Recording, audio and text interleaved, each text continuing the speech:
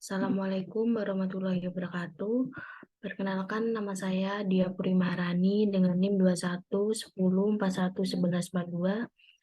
Di sini saya akan menjelaskan tentang harta merupakan ujian tugas matkul manajemen bisnis syariah dengan dosen pengampu Bu Ira Puspita Dewi SSE.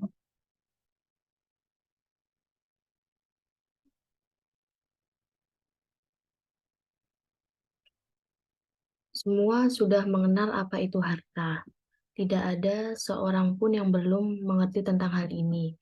Kemasyhurannya telah menenggelamkan seluruh penjuru dunia. Kedudukan harta sangatlah tinggi dilihat di hati manusia, menjadi sesuatu yang sangat dicintai dan berharga bagi mereka. Allah Ta'ala berfirman, sesungguhnya manusia itu sangat ingkar, tidak berterima kasih kepada Tuhannya, dan sesungguhnya manusia itu menyaksikan sendiri keingkarannya, dan sesungguhnya dia sangat bakhil karena cintanya kepada harta. Quran Surat Al-Adiyat ayat 6-8.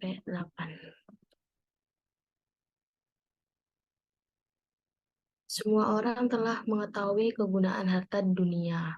Karenanya mereka berlomba-lomba mencarinya hingga melupakan mereka, atau mereka lalai dari memperhatikan perkara-perkara penting yang berhubungan dengan harta.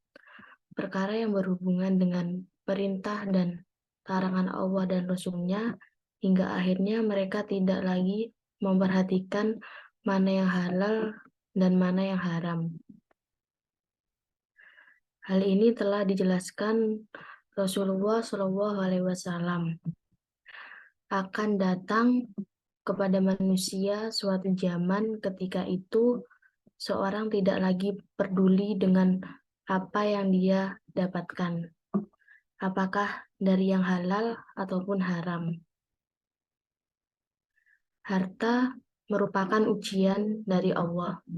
Harta dalam hal ini merupakan suatu ujian keimanan bagi seseorang sebagaimana firman Allah,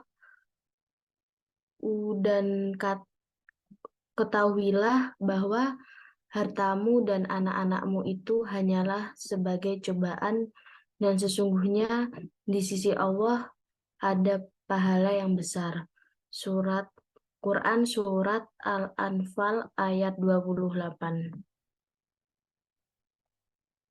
Dari ayat di atas dapat disimpulkan bahwa harta merupakan suatu ujian keimanan.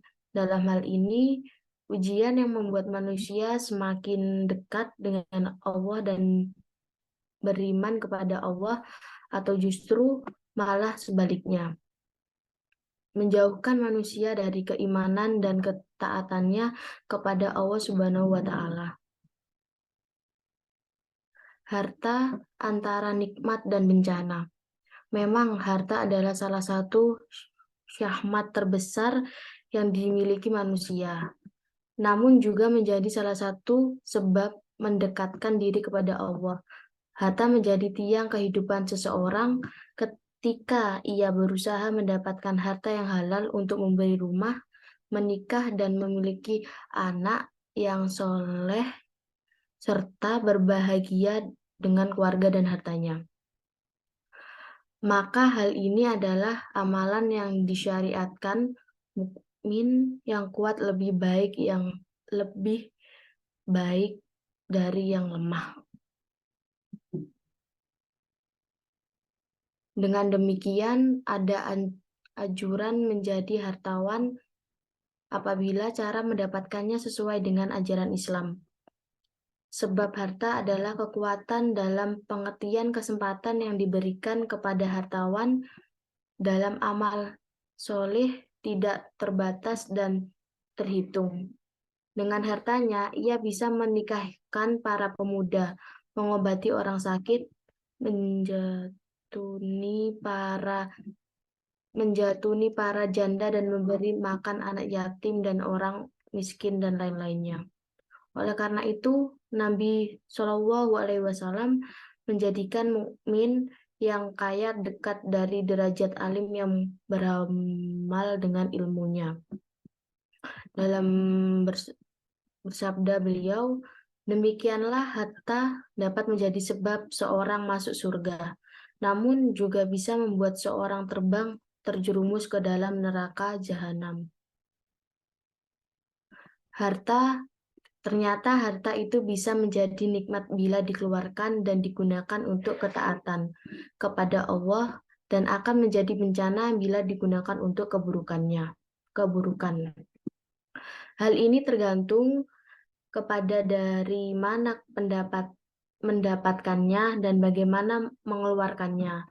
Oleh karena itu, manusia akan ditanya di hari kiamat tentang hartanya, di mana ia mendapatkannya dan kemana ia infakkan. Sekian dari saya, selebihnya mohon maaf. Wassalamualaikum warahmatullahi wabarakatuh.